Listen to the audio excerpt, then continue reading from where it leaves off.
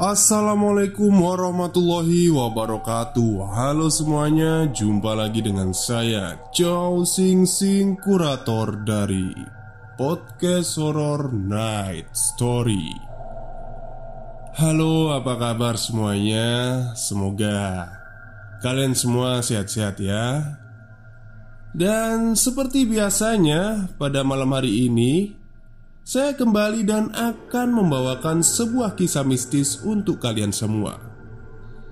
Dan kisah mistis kali ini saya datangkan dari blognya Mas Lukman, seorang driver ojol yang mengalami kejadian menyeramkan saat mengantarkan seorang wanita di sebuah rumah mewah. Seperti apa kisahnya? Mari kita simak. Setelah apa yang aku alami dalam menjalani profesi baruku ini, tak menggedorkan niatku untuk terus ngebit di malam hari. Seperti biasa, sepulang aku selesai mengajar, aku langsung ganti atribut dan menyalakan aplikasi ojolku. Waktu itu sudah jam 9 malam. Dan tidak seperti hari-hari sebelumnya. Biasanya aku sudah mendapatkan 3-4 orderan. Tapi waktu itu hanya baru 1 orderan yang kudapat. Anyep banget hari ini, gumamku dalam hati. HP yang dari tadi aku pegang sama sekali tidak ada bunyi notifikasi yang menandakan orderan masuk. Aku mulai dihinggapi rasa bosan. Kunyalakan motorku dan aku coba berkeliling dengan harapan di tengah perjalanan ada orderan yang masuk. Lalu aku arahkan motorku ke pusat kota Bogor. Tepat di depan terminal Baranang siang, HP-ku berbunyi. Kuhentikan motor dan kulihat ternyata ada orderan masuk untukku. Syukurlah. Dengan tersenyum kecil aku berucap. Segera aku tancap gas setelah tahu di mana titik penjemputannya. Setibanya aku di titik penjemputan, aku lihat ada seorang perempuan yang berdiri di depan gerbang kampus menggunakan rok panjang, berbaju merah lengan pendek dan memegang tumpukan buku di dadanya. Mbak pesen in driver ya?" tanyaku. Dia hanya menganggukkan kepalanya, tanda mengiyakan ucapanku. Lalu kusodorkan helm sambil berkata, "Silahkan mbak, ini dipakai helmnya." Lagi-lagi dia tidak berkata apa-apa. Langsung duduk di jok motor tanpa mengambil helm yang kusodorkan. Mungkin dia nggak mau pakai helm, pikirku. Mukanya yang pucat pasi membuatku mengurungkan niatku untuk banyak bertanya. Akhirnya mulailah kujalankan motorku. Dan disinilah aku mulai merasakan ada keanehan. Tidak seperti biasanya. Daerah yang aku kenal dengan daerah yang ramai ini mendadak menjadi sepi. Tidak ada mobil atau motor yang hilir mudik.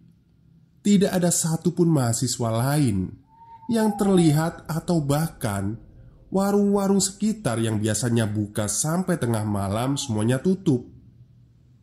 Aneh, tapi aku tidak menghiraukannya. Karena yang ada di benakku saat itu adalah tiba sesegera mungkin dan langsung pulang ke rumah. Sepanjang perjalanan, aku berusaha mengajak ngobrol perempuan itu untuk mencairkan suasana. Baru pulang kuliah ya mbak? Emang ada ya kuliah sampai malam gini? Gak takut mbaknya pulang malam gini? Tanyaku membuka obrolan. Tapi lagi-lagi tidak ada jawaban dari perempuan itu. Aku yang merasa kesal saat itu karena semua pertanyaanku tak pernah dijawab. Lalu aku tancapkan gas untuk lebih cepat mencapai tujuan. Terlihat jalanan yang semakin sepi dan terasa asing bagiku. Aku pun kembali bertanya, "Mbak, ini beneran jalannya?" Perempuan yang sedari tadi tidak menjawab pertanyaanku, kini dia hanya menjawab, "Iya, Mas." Mendengar jawaban dari perempuan itu, aku tak menghiraukannya karena aku ragu. Jalan yang aku lalui semakin lama semakin sempit, dan bukan aspal lagi, hanya jalan setapak yang hanya bisa dilalui oleh motor. Aku benar-benar dibuat heran saat itu. Berbagai pertanyaan muncul di kepalaku. Waduh, sejak kapan daerah Sukaraja ini banyak sawah? Akhirnya, ku pelankan motorku dan ku cek lagi GPS yang ada di HP.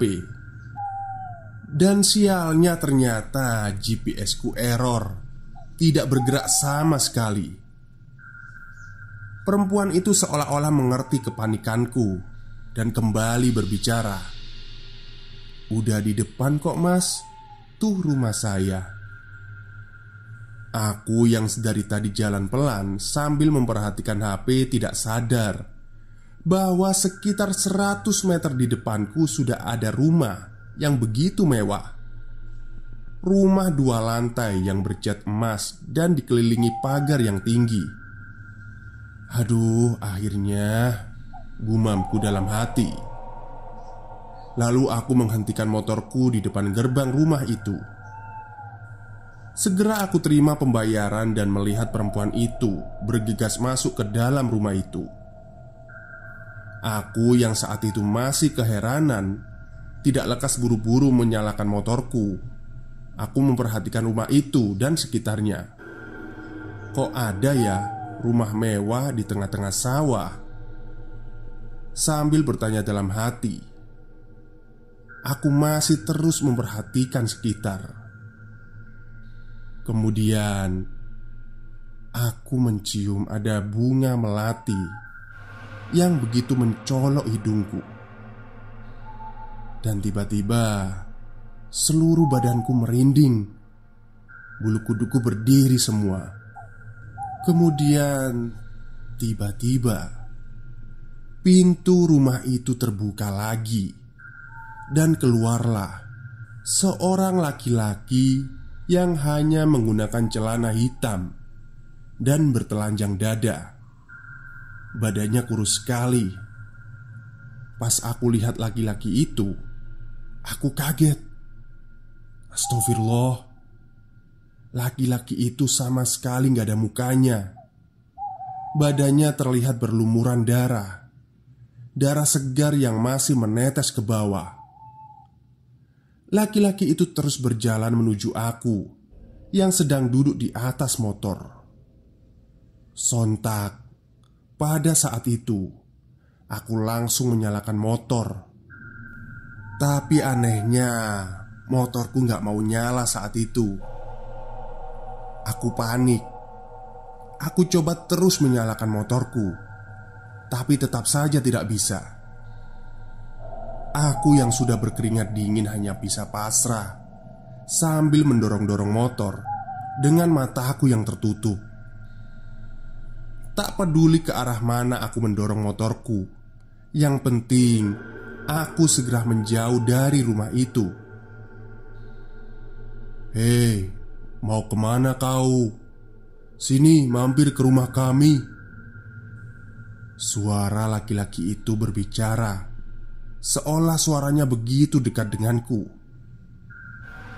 Aku terus saja mendorong motorku sambil membaca bacaan apa saja yang bisa aku baca. Entah sudah berapa lama aku mendorong. Tiba-tiba aku dikagetkan dengan lampu mobil truk yang begitu terang dan suara klakson yang begitu keras.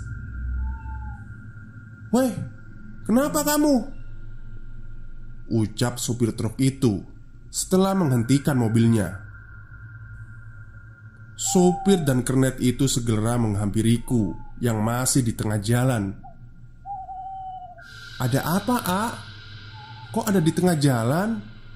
Ayo dorong dulu ke pinggir."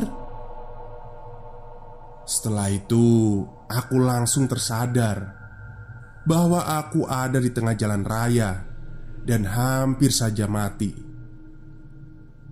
Aku pun terbelalak.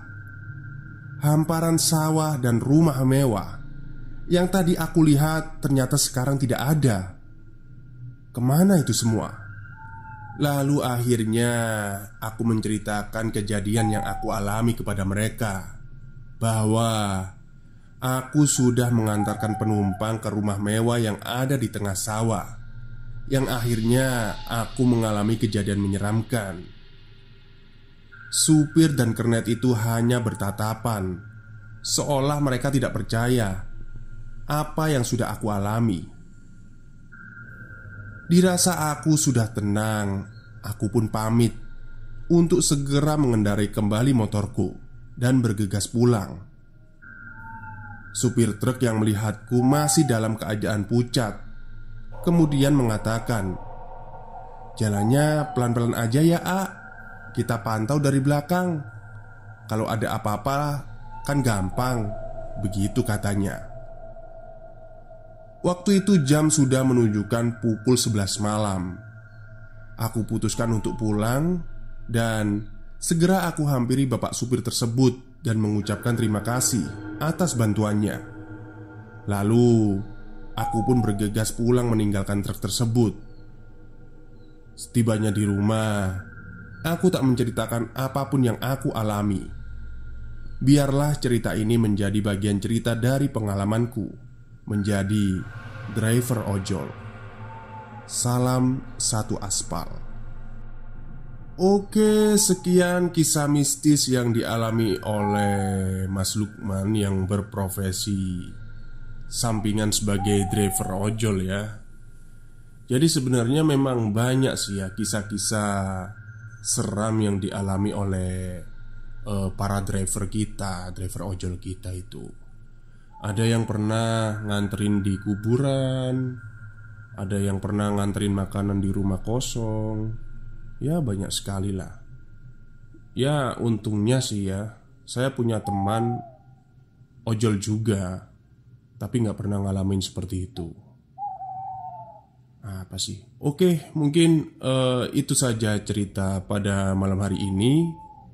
Kurang lebihnya saya mohon maaf. Wassalamualaikum warahmatullahi wabarakatuh.